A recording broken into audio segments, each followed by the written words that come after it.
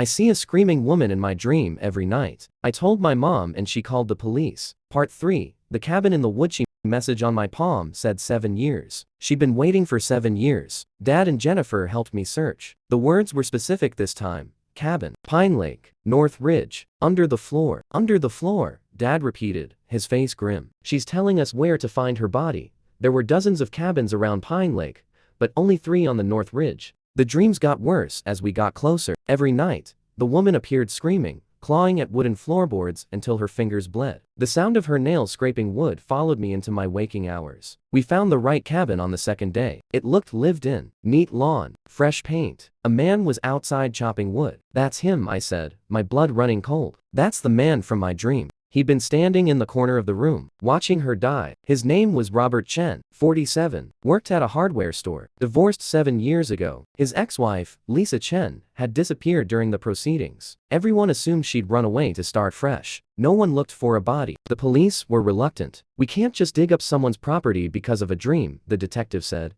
But Jennifer was persistent. She found Lisa's sister, who'd filed a missing persons report that went nowhere. Found the restraining order Lisa had filed 2 weeks before she vanished. Found Lisa's journal entries about being afraid of Robert. The warrant came through on a Friday. They found her Saturday morning, buried beneath the cabin's kitchen floor, exactly where she'd shown me. The coroner said she'd been dead for 7 years. Blunt force trauma. He killed her the day she tried to serve him divorce papers. Robert confessed within hours. Said it was an accident, that she shouldn't have tried to leave. That night, Lisa appeared one final time. She wasn't screaming anymore. She was smiling. Thank you, she mouthed, and then she faded like morning mist. I thought I'd finally get some sleep. I was wrong. That same night, I woke to find 3 figures at the foot of my bed. 3 different people. 3 different screams layering over each other like a horrible chorus. I looked at my hands, my heart sinking. Words were forming on both palms now, and on my forearms, crawling up my skin like living tattoos. Left palm,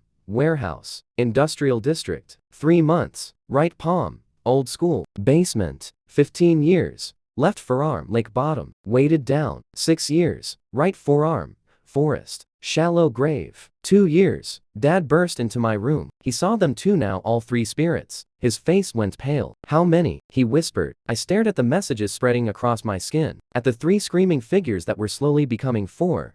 Then 5. My aunt hadn't just given me the ability to see one spirit at a time. She'd opened a door, and now, they were all coming through. I don't know, I said, my voice shaking. Dad, I don't know how many there are.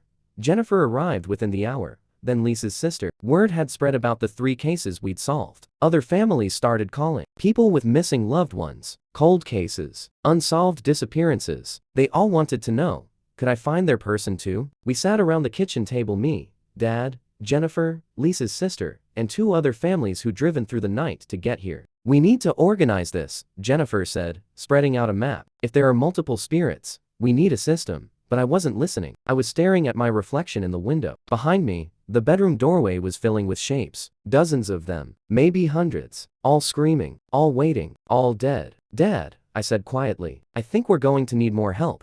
He followed my gaze and saw them. The color drained from his face. How is this possible? I thought about my aunt, about the 15 years she spent screaming in the dark, about how many other people were out there, forgotten, waiting for someone to hear them. I swallowed hard. I think my aunt wasn't just calling for help. I think she was gathering them. All the lost ones, all the forgotten.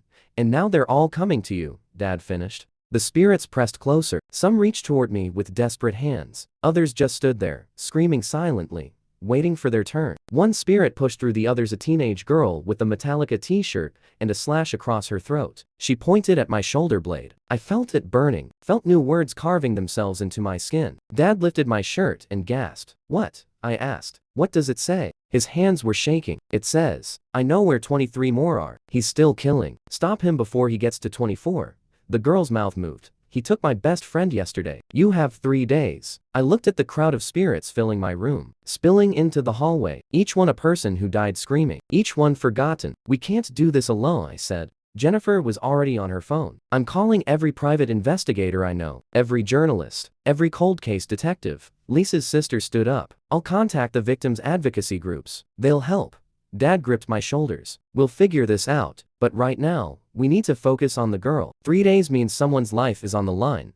The teenage girl pointed at my palm. New words appeared. Storage Unit 247. Ridge Road. He keeps trophies. That's where we start, I said. But as we mobilized, as everyone grabbed their phones and started making calls, I caught my reflection in the window again. The spirits weren't leaving. They were multiplying. And in the very back, barely visible, I saw something that made my blood freeze. A small child. Couldn't have been more than 6 years old. She wasn't screaming like the others. She was pointing at something behind me in the real world. I spun around. Nothing there. When I looked back at her reflection, she mouthed two words. He's watching. My phone buzzed. Unknown number. A text message. I saw you on the news. The girl who finds dead people. That's a very dangerous gift. Some of us prefer our secrets stay buried. Another text.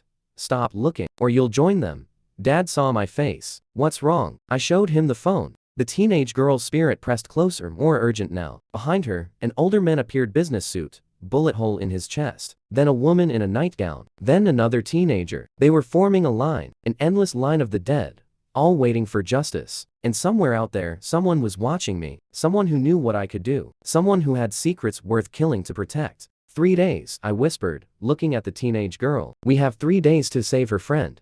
But I had a horrible feeling that this was just the beginning, that my aunt hadn't just given me a gift. She'd given me a war. To be continued.